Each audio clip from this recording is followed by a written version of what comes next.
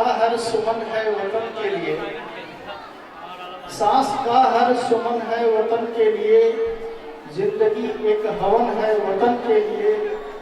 कह गई फांसियों में फंसी गर्दनें, ये हमारा नमन है वतन के लिए, ये हमारा नमन है वतन के लिए।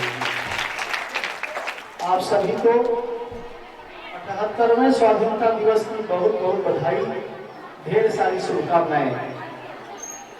विद्यालय प्रांगण में अपनी गरिमामयी प्रस्तुति प्रदान कर रहे आज के मुख्य अतिथि आदरणीय प्रबंधक जी, हमारे कर्मयोगी शिक्षक साथी, प्यारे बच्चों, आप सभी को आज इस महापर्व स्वाधीनता दिवस पर बहुत बहुत अभिनंदन, ढेरों सारी शुभकामनाएं।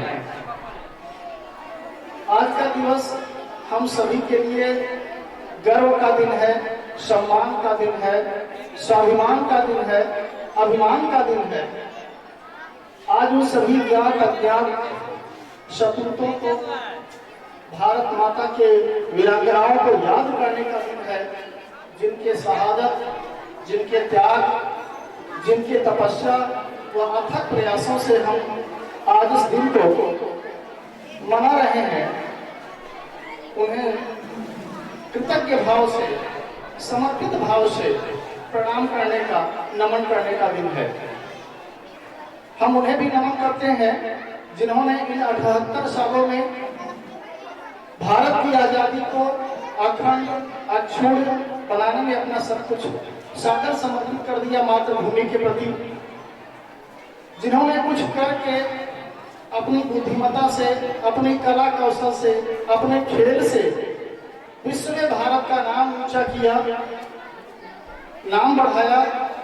उन सभी खिलाड़ियों को, वैज्ञानिकों को, देश के नौजवानों को पूरी कृतज्ञता के भाव से बधाई और शुभकामनाएं देने का दिन है।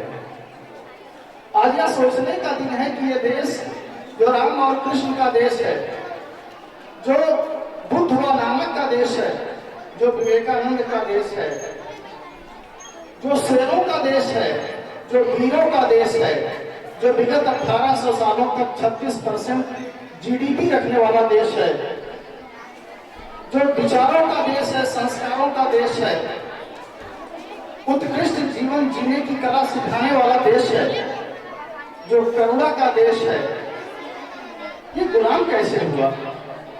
ये दिन हम सबको ये सोचने के लिए विवश करता है कि अगर हम इतने ही शक्तिशाली थे, सब कुछ वैभव था हमारे पास में, तो फिर हम गुलाम कैसे बने? मुट्ठी भर लुटेरे, मुट्ठी भर आक्रांता, जिनकी संख्या कभी इतिहास में बहुत बड़ी नहीं बताई गई है, वो आए और हमको लूट कर चले गए। एक कविता पढ़ी थी मैंने, जो एक आधुनिक राष्ट्र कवि हैं, ओजस्वी वक्ता है हरिओम पवार जी की। उनकी कुछ लाइनें उद्धृत करना चाहूंगा। हमने कभी सिकंदर वाले रथ को वापस मोड़ दिया था, हमने कभी सिकंदर वाले रथ को वापस मोड़ दिया था, हमने 16 बार पकड़कर गौरी जिंदा छोड़ दिया था, हमने सागर की लहरों पर अपने पत्थर तैराए थे, सीता जी के सत्य के आगे धरती को थकते देखा था, राम धनुष के डर के आगे सागर को हरते देखा था। ये भारत जगत गुरु था, पूरी दुनिया जान रही थी, भारत के गौरव की गाथा भूमंडल में गूंज रही थी, भारत के भूमंडल में गौरव गाथा गूंज रही थी। इसके बाद ये गुलामी आई कैसे? इतिहास से कोट करता हूं एक दो घटनाओं को जिन्हें आपको जानना चाहिए। एक चीनी यात्री फायान जिस समय भारत आया, मगध भारत का एक शक्तिशाली बड़ा समृद्ध प्रदेश हुआ करता था। वहां उसकी राजधानी पाटलिपुत्र में जब वो जिस समय पहुंचा, तो एक राजा के सामने दो लोग आए हुए थे जो न्याय की प्रतीक्षा में थे। एक किसान ऐसा था जिसने अपनी जमीन को बेच दिया था और दूसरा किसान जमीन को खरीद लिया था।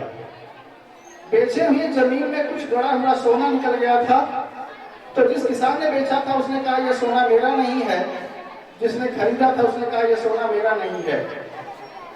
जब इस दृश्य को देखा फायान ने, तो उसने कहा दुनिया में लूट मची हुई है सोने के लिए कि ये हमारा है, ये हमारा है, और ये गजब का राष्ट्र है, यहाँ के लोग गजब के हैं, जो कह रहे हैं कि नहीं ये हमारा नहीं है, ये हमारा नहीं है। वो बड़ा आश्चर्य की वाह, दुनिया में ऐसे भी लोग पाए जाते हैं जैसे भारत में हैं। ये दया भाव था, ये कर्तव्य परायणता थी, ये न्याय के प्रति निष्ठा थी हमारे नागरिकों में, हमारे लोगों में। इस देश की व्यवस्था रही है, इस देश की संस्कृति रही है कि जो भी आया, जिस भाव से आया, लेकिन वो भारत में समाहित होकर के चला गया। एक वायसराय आए थे लॉर्ड कर्जन, जिनका शासनकाल 1907 से 1918 के बीच में है। बेसिक एजुकेशन में बहुत कुछ किया उन्होंने, लॉर्ड कर्जन ने। लेकिन जब वो इंडिया आए, यहाँ के लोगों को देखा, यहाँ की व्यवस्था को देखा, यहाँ पर कटाक्ष करते हुए सबसे पहले बोला था कि India is a country of shockers and jugglers. ये एक ऐसा देश है जो मदानियों का देश है, जगलरों का देश है। ये तो आजाद देश है। यहाँ की शिक्षा व्यवस्था पर, यहाँ के लोगों पर बड़ी कटाक्ष किया, बहुत आलोचनात्मक तीर चलाए उसने। लेकिन घूमते घामते वो बनारस पहुंचे और एक अवघड़ संत कीनाराम जी से उनकी मुलाकात हुई। और जब कीनाराम से वार्ता करने के बाद लॉर्ड कर्जन बाहर आए तो उन्होंने कहा कि east is a university where scholar never gets a degree. पूरब एक ऐसा विद्यालय है, विश्वविद्यालय है, जहां के लोगों को डिग्री की जरूरत नहीं है। इतने महान हैं लोग। है क्या बाहर जाएंगे?